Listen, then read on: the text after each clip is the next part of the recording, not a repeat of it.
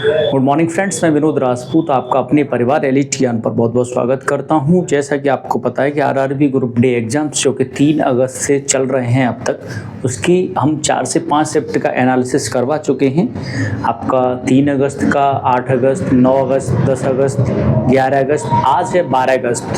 12 अगस्त की शिफ्ट का एनालिसिस मैं आपको करवा देता हूं कि किस तरह के क्वेश्चंस पूछे जा रहे हैं उसमें, और इन क्वेश्चंस से आप ये सीख सकते हैं आगे कि आप किस तरह के क्वेश्चंस पूछे जा रहे हैं, किन टॉपिक्स को पढ़ना है, कौन से टॉपिक्स फेवरेट हैं एग्जामिनर के। इसके लिए स्टार्ट करते हैं आज का ये पहला प्रश्न। बाकी इन क्वेश्चंस से आप एक्सपेक्टेड अपनी तैयारी को और बेहतर बना सकते हैं जो भी अपकमिंग एग्जाम्स हैं जिन भी एस्पिरेंट्स के। तो स्टार्ट करते हैं। आज का पहला प्रश्न है कि पश्चिम बंगाल के वर्तमान मुख्यमंत्री कौन हैं जिन्होंने 9 मई 2026 को शपथ ली है। यानी ये प्रश्न पूछा गया है। आपकी ऑप्शन है ममता बनर्जी, ऑप्शन बी है शुभेंदु अधिकारी, ऑप्शन सी है सुकांत मजूमदार, ऑप्शन डी है दिलीप घोष। इसका जो राइट आंसर है आपका वो है शुभेंदु अधिकारी बने हैं पश्चिम बंगाल के नए मुख्यमंत्री। आपको बता दूं कि इन्होंने किसको हरा के बनाया है, तो ममता बनर्जी को हराया है इन्होंने। और पूछा जाए कि ममता बनर्जी इंडिविजुअल अपनी सीट किस सीट से हारी हैं, तो भवानीपुर सीट से हारी हैं। ये भी पूछा जा सकता है आगे की किसी भी शिफ्ट में। इससे रिलेटेड वो और सारी चीज़ें पूछी जा सकती हैं कि असम के कौन मुख्यमंत्री हैं, तो हेमंत बिस्वा शर्मा असम के मुख्यमंत्री हैं। पूछा जा सकता है कि केरल के नए मुख्यमंत्री कौन बने, तो वीडी सतीशन बने हैं। पूछा जा सकता है कि तमिलनाडु के नए मुख्यमंत्री कौन बने हैं, तो थलपति विजय बने हैं। ये सारी चीज़ें आप ये सब अब जो रखिएगा कि ये सारे जो नए चीफ मिनिस्टर हैं उससे रिलेटेड क्वेश्चंस। नेक्स्ट क्वेश्चन की ओर चलते हैं। नेक्स्ट है कि लॉरियस स्पोर्ट्स अवार्ड 2026 में किस खिलाड़ी को Laureus world sports of the year का अवार्ड मिला है। ये प्रश्न आया है। आपके ऑप्शन है लियोनेल मेसी को मिला है जो अर्जेंटीना के एक फुटबॉलर हैं, ऑप्शन बी है नोवाक जोकोविच, ऑप्शन सी है कार्लोस अल्काराज, और ऑप्शन डी है आपका राफेल नडाल।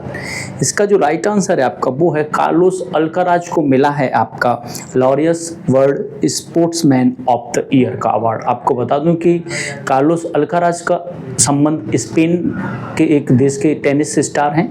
आखिर इसके अलावा आपको लियोनेल मेसी जो कि अर्जेंटीना टीम के फुटबॉलर हैं और हाल ही में अर्जेंटीना फीफा विश्व कप में उपविजेता रहा है। स्पेन ने अर्जेंटीना को हराकर 2026 फीफा वर्ल्ड कप जीता था। आपको बता दूं कि नोवाक जोकोविच हैं, वो एक टेनिस स्टार हैं और किस देश से संबंधित है, तो सर्बिया के ये टेनिस खिलाड़ी हैं। राफेल नडाल पूर्व टेनिस खिलाड़ी हैं, ये भी इनका संबंध भी स्पेन से है। आपको बता दूं कि world team of the year का खिताब पेरिस सेंट जर्मन को मिला है, ये आप और याद रखिएगा।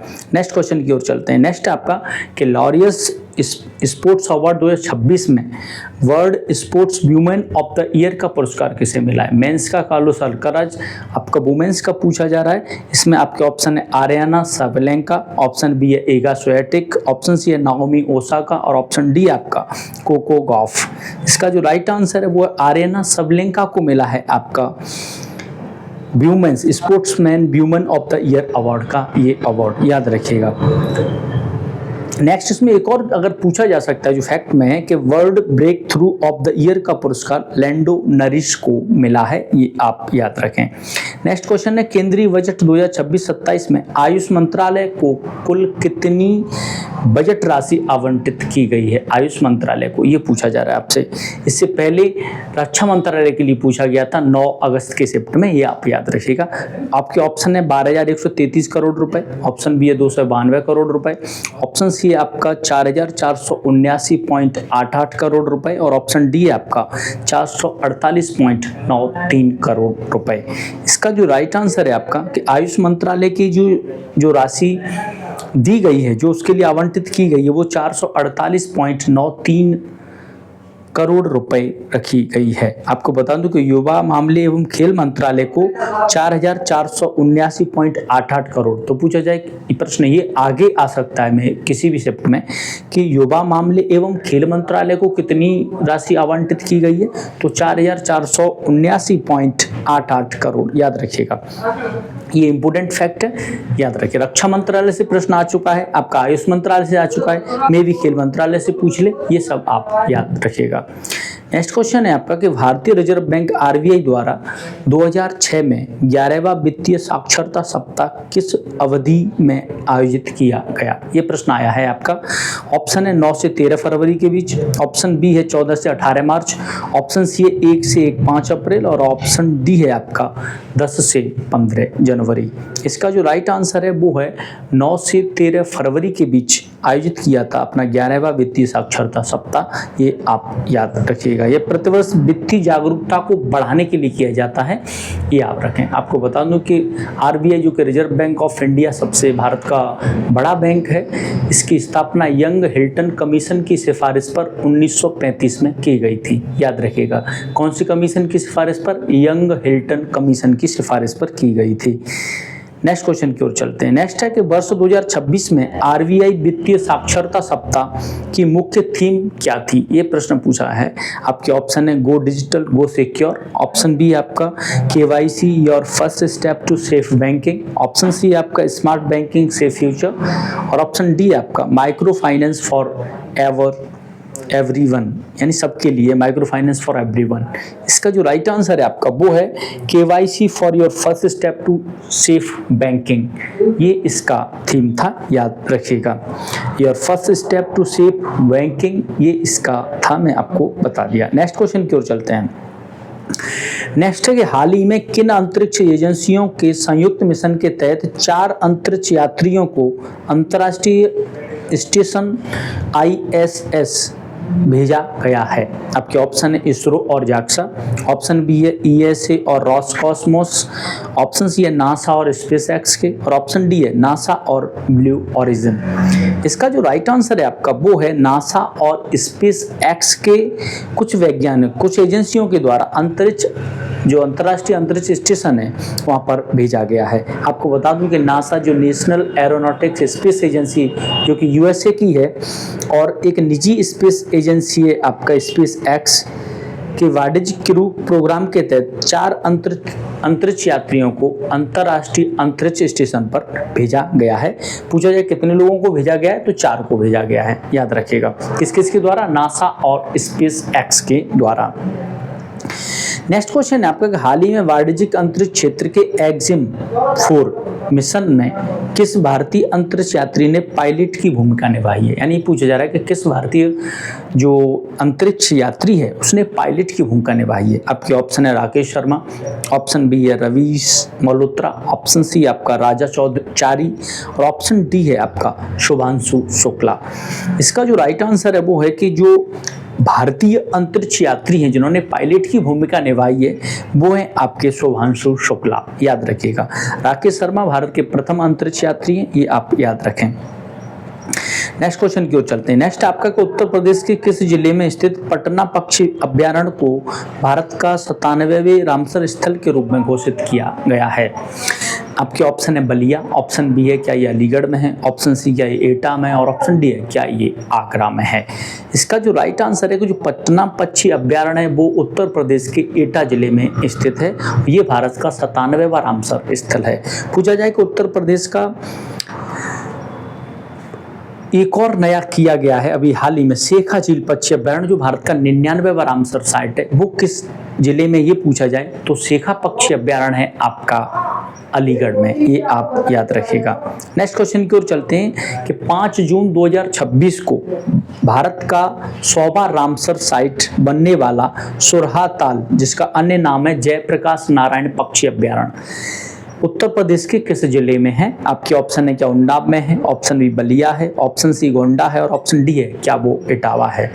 इसका जो राइट आंसर है कि सुरहाताल जो वन्यजीव अभ्यारण्य है, जिसका अब नया नाम हो गया जयप्रकाश नारायण वन्यजीव अभ्यारण्य या पक्षी अभ्यारण्य, सुरहाताल का नया नाम है जयप्रकाश नारायण पक्षी अभ्यारण्य। ये भारत का 100वां नया रामसर साइट है और ये उत्तर प्रदेश के बलिया में है। 99वां मैं आपको बता चुका हूँ। शेखा झील कहाँ पर है आपका? अलीगढ़ का है। 97वां आपको इससे प्रीवियस क्वेश्चन में मैंने करवा दिया है कि पटना पक्षी जो बिहार है, जो कि एटा में, वो भारत का 97वां रामसर स्थल था। या बता दूं कि रामसर स्थल 2 फरवरी 1971 ईरान के एक शहर रामसर में रामसर कन्वेंशन हुआ, जिससे पक्षियों को, वेटलैंड्स को बचाने के लिए एक सम्मेलन था। आपको बता दूं कि 2 फरवरी को प्रतिवर्ष वर्ल्ड वेटलैंड्स डे मनाया जाता है, यानी विश्व आर्द्रभूमि दिवस सेलिब्रेट किया जाता है।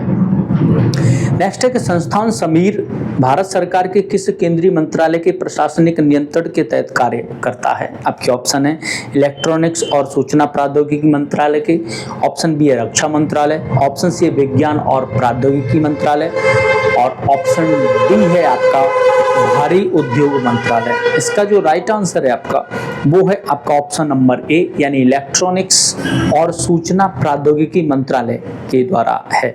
याद रखिएगा, समीर का अगर फुल फॉर्म पूछा जाए आपसे तो इसका फुल फॉर्म है society for applied microwave electronics engineering and research, mighty इसे बोला जाता है, के तहत एक शीर्ष स्वायत्त संस्थान है, ये आप याद रखिएगा। नेक्स्ट क्वेश्चन है आपका कि केंद्रीय बजट 2026-27 में भारतीय प्रौद्योगिकी संस्थानों जो IITs हैं के लिए कुल कितनी राशि का बजट आवंटित किया गया है? आपके ऑप्शन है 4,479 करोड़, ऑप्शन बी है 12,123 करोड़, ऑप्शन सी है 292 करोड़, और ऑप्शन डी है आपका 8,500 करोड़।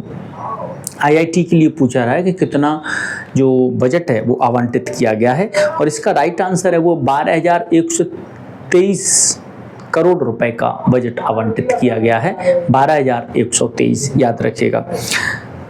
नेक्स्ट क्वेश्चन की ओर चलते हैं। जबकि भारतीय प्रबंधन जो संस्थान IIM का भी पूछा जा सकता है, तो भारतीय प्रबंधन जो संस्थान है जिन्हें IIM बोला जाता है, उनके लिए मात्र 292 करोड़ रुपए यानी 292 करोड़ का बजट आवंटित किया गया है। इतने रुपए आवंटित किए गए, याद रखिएगा। नेक्स्ट है कि हाल ही में CBI द्वारा नई दिल्ली में आयोजित सम्मेलन के दौरान साइबर अपराधों की ट्रैकिंग के लिए कौन सा डैशबोर्ड लॉन्च किया है? करंट का क्वेश्चन है। आपके ऑप्शन है क्या CCTNS डैशबोर्ड, ऑप्शन बी है साइबर सेफ यानी साइबर सेफ किया गया है, ऑप्शन सी I4C पोर्टल, और ऑप्शन डी आपका S4C डैशबोर्ड। इसका जो राइट आंसर है आपका वो S4C डैशबोर्ड को किया गया है लॉन्च, याद रखिएगा, CBI के द्वारा। इंपोर्टेंट क्वेश्चन है। नेक्स्ट क्वेश्चन की ओर चलते हैं। नेक्स्ट है आपका कि नागरिकों को डिजिटल अरेस्ट और साइबर वित्तीय ठगी से बचाने के लिए CBI द्वारा लॉन्च किया गया AI आधारित चैटबॉट का नाम क्या है? यानी जो साइबर ठगी हो जाती है इससे बचाने के लिए, और डिजिटल अरेस्ट लोगों को किया जाता है, इससे बचाने के लिए CBI ने कौन सा AI आधारित चैटबॉट लॉन्च किया? ये प्रश्न पूछा जा रहा है आपसे। आपके ऑप्शन है अभय, ऑप्शन बी है सुरक्षा, ऑप्शन सी है प्रहरी, और ऑप्शन डी है आपका सतर्क। इसका जो राइट आंसर है वो है अभय AI चैटबॉट को लॉन्च किया गया है CBI के द्वारा, याद रखिएगा। नेक्स्ट है आपका कि रक्षा क्षेत्र के संदर्भ में प्रयुक्त शब्द AEW का पूर्ण रूप या फुल फॉर्म क्या है? AEW का फुल फॉर्म पूछा जा रहा है आपसे। आपके ऑप्शन है advance early weapon, option B है aerospace electronics warfare, option C है एयरबोर्न अर्ली वार्निंग, और ऑप्शन डी आपका एंटी एयरक्राफ्ट इलेक्ट्रॉनिक्स वार्निंग। इसका जो राइट आंसर है आपका वो है आपका एयरबोर्न अर्ली वार्निंग, इसका राइट आंसर है। यह प्रणाली दुश्मन के विमानों या मिसाइलों को दूर से पता लगाने में सक्षम है। पूछा जाए इस प्रणाली से क्या है, तो ये दूर से ही दुश्मनों के विमानों और उसकी प्रणाली को बता देगी, ये आप याद रखें, मिसाइलों के बारे में जानकारी दे देगी। नेक्स्ट क्वेश्चन है आपका कि DRDO और भारतीय वायुसेना द्वारा संयुक्त रूप से विकसित भारत के पहले स्वदेशी ग्लाइड वेपन सिस्टम TARA, जिसे तारा का पूर्ण रूप क्या है? यानी तारा का फुल फॉर्म भी पूछा है। आपके ऑप्शन है target advance range artillery, option B है tactical advance range argumentation, option C है टैक्टिकल एरोस्पेस रडार आर्गुमेंटेशन, और ऑप्शन डी आपका टेरेन एडवांस्ड रेंज्ड एविएशन। इसका जो राइट आंसर है आपका वो है ऑप्शन नंबर बी, यानी टैक्टिकल एडवांस रेंज एगुमेंटेशन इसका फुल फॉर्म है, याद रखिएगा। जो देश का पहला स्वदेशी ग्लाइड वेपन सिस्टम है, और पूछा जाए कि DRDO और वायुसेना ने मिलकर से विकसित किया। तो पूछा जा सकता है कि विकसित किसके द्वारा किया गया है, तो DRDO और वायुसेना के द्वारा यानी इंडियन एयरफोर्स के द्वारा इसे विकसित किया गया है, याद रखें।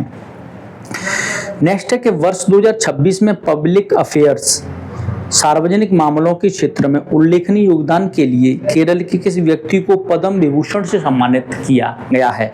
आपके ऑप्शन है Shri KT Thomas, option B है Shri E Sreedharan, option C है श्री पिनराई विजयन और ऑप्शन डी है शशि थरूर। इसका जो राइट आंसर है आपका वो है श्री KT थॉमस को पद्म विभूषण से सम्मानित किया गया है। कहाँ के हैं? केरल के हैं, याद रखिएगा।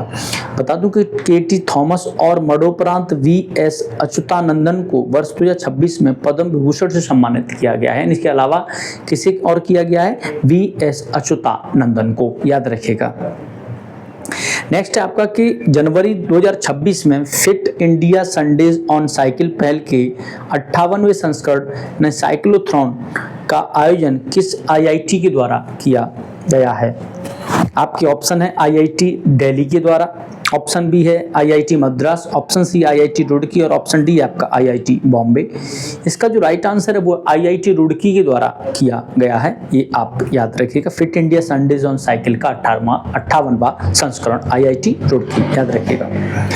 नेक्स्ट है कि स्वतंत्रता संग्राम में आदिवासी समुदाय के योगदान को दर्शाने वाली प्रसिद्ध पुस्तक जनजाति गौरव किस संस्थान द्वारा प्रकाशित की है? जितना हमारा जो फ्रीडम की जितनी लड़ाई थी स्वतंत्रता की, उसमें आदिवासी समुदाय के लोगों को दर्शाने वाली जो प्रसिद्ध जनजाति गौरव जो संस्थान है उसके द्वारा प्रकाशित की गई है, उसका पूछा जा रहा है। क्या राष्ट्रीय पुस्तक न्यास के द्वारा किया गया है? ऑप्शन बी है साहित्य अकेडमी, ऑप्शन सी है भारतीय ऐतिहासिक अनुसंधान संस्थान के द्वारा यानी परिषद, और ऑप्शन डी है इंदिरा गांधी राष्ट्रीय कला केंद्र के द्वारा। इसका जो राइट आंसर है आपका वो है ऑप्शन नंबर डी यानी इंदिरा गांधी राष्ट्रीय कला केंद्र के द्वारा इसे प्रकाशित किया गया है।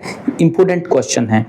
बता दूं कि यह पुस्तक वीर जनजाति नायकों जैसे गोविंद गुरु और मानगढ़ धाम के बलिदानों को दस्तावेजीकरण करती है।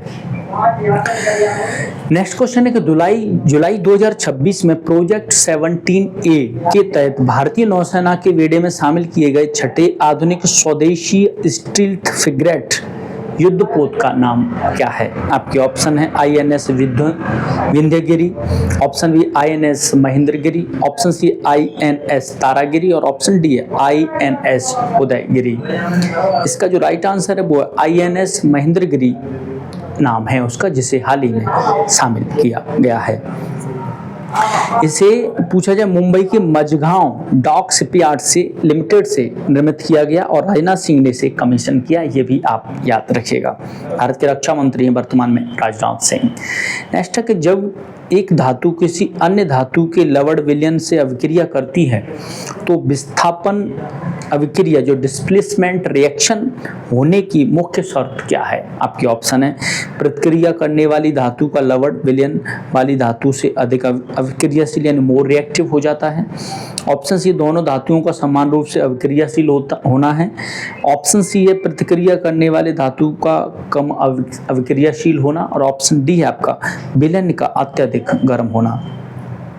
इसका जो राइट आंसर है आपका वो ऑप्शन नंबर ए यानी प्रतिक्रिया करने वाली धातु का लवण विलयन धातु से अधिक अभिक्रियाशील होना इसका राइट आंसर है। नेक्स्ट है आपका कि यदि दो ध्वनियों की प्रबलता जो लाउडनेस समान है लेकिन उनका तारत्व जो पिच है वो भिन्न है तो उनके तरंग गुणों के बारे में कौन सा कथन सही है? यानी सीधा सीधा ये पूछ रहा है कि दो ध्वनियाँ की जो प्रबलता है वो समान है लेकिन उनका तारत्व वो डिफरेंट है, तो इससे तरंग गुणों के बारे में क्या कथन इसका सत्य हो सकता है? आपके ऑप्शन हैं आयाम और आवृत्ति दोनों समान होंगे, ऑप्शन बी आयाम भिन्न होगा आवृत्ति समान होगी, ऑप्शन सी आपका कि आयाम और आवृत्ति दोनों भिन्न होंगे और ऑप्शन डी आयाम जो एप्टीट्यूड समान होगा आवृत्ति जो फ्रीक्वेंसी है आवृत्ति वो भिन्न होगी। इसका जो राइट आंसर है आपका वो ऑप्शन नंबर डी यानी आयाम है जो एम्पलीट्यूड है एम्पलीट्यूड समान होगा और जो फ्रीक्वेंसी है वो भिन्न होगी, ये इसका राइट आंसर है। नेक्स्ट क्वेश्चन आपके, यदि पौधे किसी भी पत्तियों के रंध्र जो स्टोमेटा धूल के कारण पूरी तरह अवरुद्ध हो जाएं, तो कौन सी दो जैविक प्रतिक्रियाएं करके अधिक प्रभावित होती हैं? यानी इसके लिए सबसे अधिक प्रभावित कौन सी प्रतिक्रियाएं हैं? आपके ऑप्शन है परागण और अंकुरण, ऑप्शन बी परिवहन और अवशोषण, ऑप्शन सी आपका प्रकाश संश्लेषण और वाष्पोर्जन, और ऑप्शन डी है कोशिका विभाजन और वृद्धि। इसका जो राइट आंसर है आपका वो है आंसर आपका ऑप्शन नंबर सी, यानी प्रकाश संश्लेषण और वाष्पोत्सर्जन इसका राइट आंसर है। नेक्स्ट क्वेश्चन है कि फैराडे के विद्युत चुम्बकीय जो इलेक्ट्रोमैग्नेटिक इंडक्शन है के सिद्धांत के अनुसार कुंडली में प्रेरित धारा किस स्थिति में सबसे उच्चतम होती है? आपके ऑप्शन है जब कुंडली चुंबकीय क्षेत्र के समानांतर होगी तब उच्च होगी, ऑप्शन बी जब कुंडली की गति चुंबकीय क्षेत्र के लंबवत यानी परपेंडिकुलर 90 डिग्री पर होती है तब होती है, ऑप्शन सी आपका जब कुंडली स्थिर अवस्था में होती है, और ऑप्शन डी है जब कुंडली पूरी तरह से हटा लिया जाता है, चुंबकीय क्षेत्र पूरी तरह से हटा लिया जाता है तब।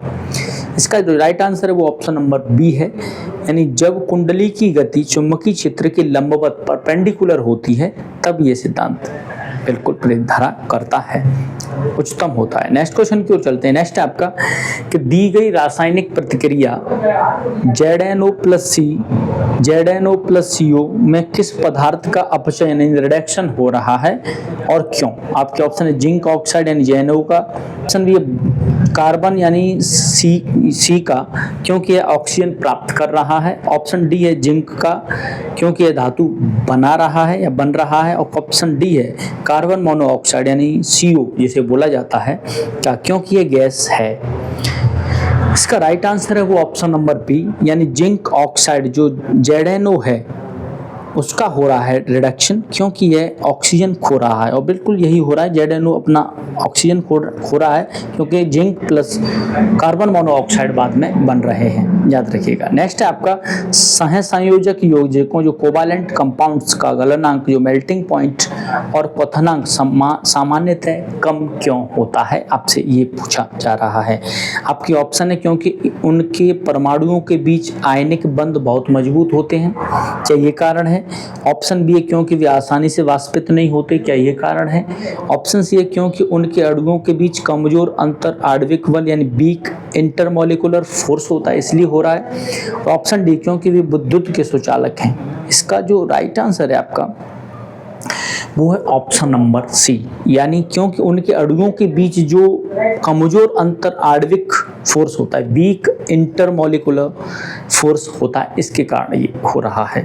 नेक्स्ट क्वेश्चन है एक जीवाणु जिसमें स्पष्ट केंद्रक या न्यूक्लियस का अभाव होता है और वह हमारी आंत में पाया जाता है जैसे ई कोलाई, वह किस जीव जगत यानी किंगडम के अंतर्गत आता है? आपके ऑप्शन है प्रोस्टिस्टा, ऑप्शन बी है मोनेरा, ऑप्शन सी है फंगी, और ऑप्शन डी है आपका प्लांटी। इसका जो राइट आंसर है वो है मोनेरा, इसका राइट आंसर है। जीव विज्ञान में मोनेरा जगत के अंतर्गत रखे जाते हैं जितने भी न्यूक्लियर हैं। नेक्स्ट क्वेश्चन है कि न्यूटन के प्रथम नियम के अनुसार यदि कोई पिंड बिना किसी बाहरी बल यानी घर्षण के गुरुत्वाकर्षण के बिना एक समान गति से निरंतर गतिशील है तो उस पर कौन सा बल कार्य कर रहा है? आपके ऑप्शन असंतुलित बल यानी अनबैलेंस्ड फोर्स, ऑप्शन बी अविकेंद्रीय बल यानी सेंट्रीपिटल फोर्स, ऑप्शन सी आपका अपकेंद्रीय बल। अपकेंद्रीय बल का उदाहरण है आपका सेंट्रीफ्यूगल फोर्स, और ऑप्शन डी आपका संतुलित बल यानी बैलेंस्ड फोर्स। इसका जो राइट आंसर है वो है आपका ऑप्शन नंबर डी, यानी संतुलित बल कार्य करता है इसलिए ये होता है। नेक्स्ट क्वेश्चन की ओर चलते हैं। नेक्स्ट है कि यदि किसी विद्युत परिपथ में विद्युत धारा I को स्थिर रखते हुए विद्युत शक्ति P को कम करना है तो क्या किया जाना चाहिए? ये प्रश्न है आपका। ऑप्शन है परिपथ के प्रतिरोध यानी R को कम करना चाहिए, ऑप्शन बी है परिपथ के जो प्रतिरोध R को बढ़ाना चाहिए, ऑप्शन सी है वोल्टेज को दोगुना करना चाहिए, परिपथ में एक और बैटरी जोड़ देनी चाहिए। इसका जो राइट आंसर है आपका वो आंसर है परिपथ के प्रतिरोध R को कम करना चाहिए। नेक्स्ट क्वेश्चन की ओर चलते हैं। नेक्स्ट है आपका कि जीवाश्म ईंधन जो फॉसिल फ्यूल के संदर्भ में कौन सा कथन सटीक है? आपके ऑप्शन ए प्रयोगशाला में कृत्रिम रूप से तैयार किए जाते हैं, ऑप्शन बी है केवल कार्बनिक खनिजों से बनते हैं।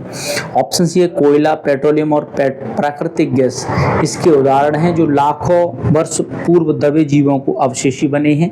और ऑप्शन डी यह नवीकरणीय ऊर्जा के सबसे अच्छे स्रोत हैं। इसका जो राइट आंसर है वो ऑप्शन नंबर सी है, यानी कोयला, पेट्रोलियम और प्राकृतिक गैस इसके उदाहरण हैं जो लाखों वर्ष पूर्व दबे जीवों के अवशेष से बने होते हैं।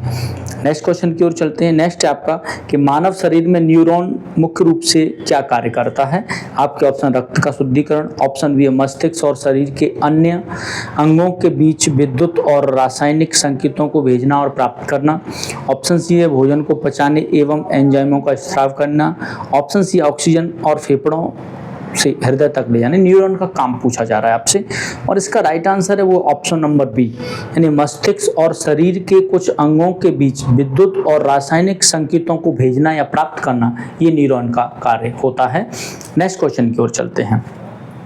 नेक्स्ट क्वेश्चन आपका का निषेचन जो फर्टिलाइजेशन के दौरान अंडे की दीवार को भेदने के लिए पुरुष के शुक्राणु का कौन सा हिस्सा मुख्य रूप से जिम्मेदार है।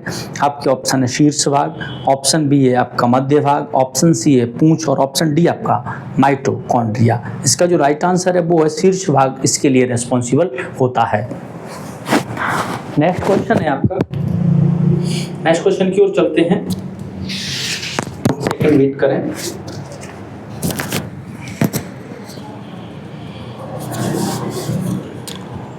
बने रहें, मैं एक सेकंड वेट करिएगा।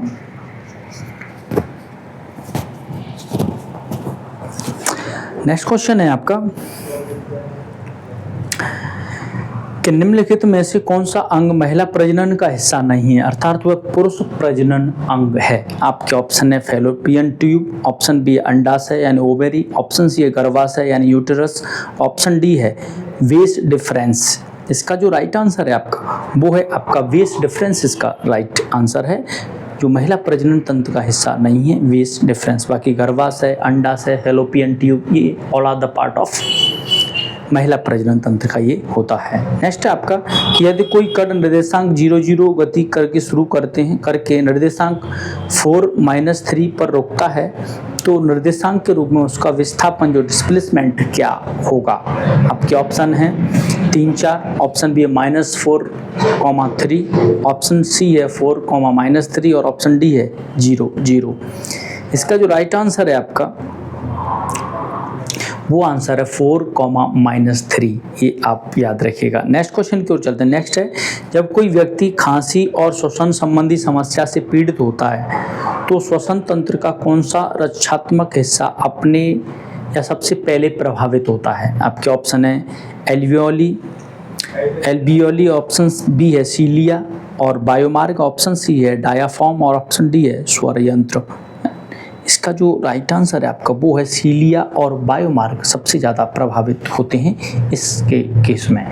नेक्स्ट है आपका यदि किसी व्यक्ति का द्रव्यमान और गतिज त्वरण स्थिर यानी m=g है तो पहाड़ पर चढ़ते समय उसकी जो स्थितिज ऊर्जा जो पोटेंशियल एनर्जी सबसे अधिक कहाँ होगी। आपके ऑप्शन है पहाड़ की चोटी पर यानी सबसे अधिक ऊंचाई पर, ऑप्शन बी है पहाड़ की तलहटी में, ऑप्शन सी है पहाड़ के मध्य भाग में और ऑप्शन डी आपका चढ़ाई शुरू करने से ठीक पहले। इसका जो राइट आंसर है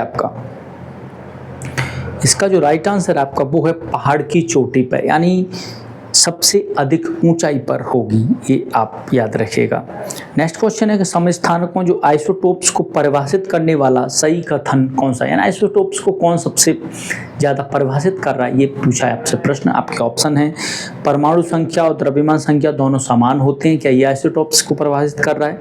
ऑप्शन बी परमाणु संख्या भिन्न लेकिन द्रव्यमान संख्या समान होती है, ऑप्शन सी है न्यूट्रॉन की संख्या समान लेकिन प्रोटॉन भिन्न होते हैं और ऑप्शन डी है कि प्रोटॉन की संख्या परमाणु संख्या समान लेकिन न्यूट्रॉन की संख्या जो द्रव्यमान संख्या है वो भिन्न होती है। इसका जो राइट आंसर है आपका वो है आपका ऑप्शन नंबर डी, यानी प्रोटॉन की संख्या परमाणु संख्या समान लेकिन न्यूट्रॉन की संख्या जो द्रव्यमान संख्या है वो भिन्न होती है। नेक्स्ट है निम्नलिखित मिश्रणों में से उनके कणों के आकार के आधार पर अवरोही क्रम बड़े से छोटे आकार जो डिक्रीजिंग ऑर्डर में व्यवस्थित कीजिए।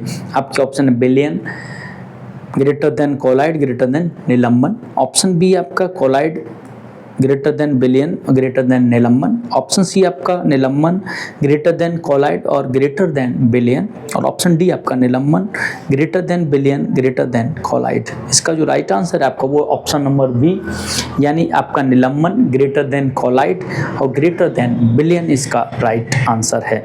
नेक्स्ट क्वेश्चन की ओर चलते हैं। नेक्स्ट आपका कि कैल्शियम क्लोराइड CaCl2 का इकाई द्रव्यमान जो यूनिट मास कितना होगा? आपके ऑप्शन 75.5, ऑप्शन बी 111 यानी 111, ऑप्शन सी 140 और ऑप्शन डी है 85.5। इसका जो राइट आंसर है वो 111 होगा इसका यूनिट मान, याद रखिएगा।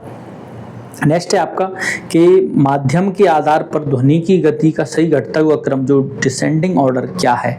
आपके ऑप्शन है ठोस ग्रेटर देन तरल greater than gas, option B है गैस ग्रेटर देन तरल ग्रेटर देन ठोस, ऑप्शन सी आपका तरल ग्रेटर देन ठोस ग्रेटर देन गैस और ऑप्शन डी है आपका ठोस greater than gas greater than तरल। इसका जो राइट आंसर है वो ऑप्शन नंबर ए यानी ठोस ग्रेटर देन होता है तरल, ग्रेटर देन होता है गैस, याद रखिएगा। तो आज के लिए टॉप 50 जो क्वेश्चन आपके पूछे गए थे उसको एनालिसिस कर लिया गया। अब इससे रिलेटेड आप देख सकते हैं कि ध्वनि से रिलेटेड काफ़ी क्वेश्चंस आए हैं। आपका क्वेश्चंस कुछ इसमें न्यूमेरिकल्स के भी हैं, कुछ क्वेश्चंस करंट के इंपॉर्टेंट है, मुख्यमंत्री से रिलेटेड क्वेश्चन है। तो इन टॉपिक्स को अपना तैयारी करिएगा। आगे के जितने भी अपकमिंग एग्जाम्स हैं आपका ग्रुप डी से रिलेटेड अलग अलग शिफ्ट में, उसको करिएगा। ताकि अगर वीडियो पसंद आए तो एक लाइक शेयर और चैनल को सब्सक्राइब करें। आपका एक लाइक एक सब्सक्राइब हमें काफ़ी मोटिवेट करेगा आगे कुछ और बेहतर करने के लिए। बाकी अगर इन क्वेश्चंस का आप PDF चाहते हैं तो PDF के लिए आप हमारा टेलीग्राम चैनल है टोटल जी की डोज, उसे फॉलो करें, ज्वाइन करें और वहाँ से आप डेली करंट अफेयर्स जितनी भी क्लासेस हो रही हैं एलिट ज्ञान पर उस सब की PDF आप प्राप्त कर सकते हैं। तो बने रहिए इसी के साथ। लाइट को फॉलो कर लीजिएगा, सब्सक्राइब कर लें इसे और बेल आइकन जरूर दबा लें जिससे कि आपको नोटिफिकेशन मिलता रहे। ठीक है, जय हिंद, जय भारत, वंदे मातरम, धन्यवाद।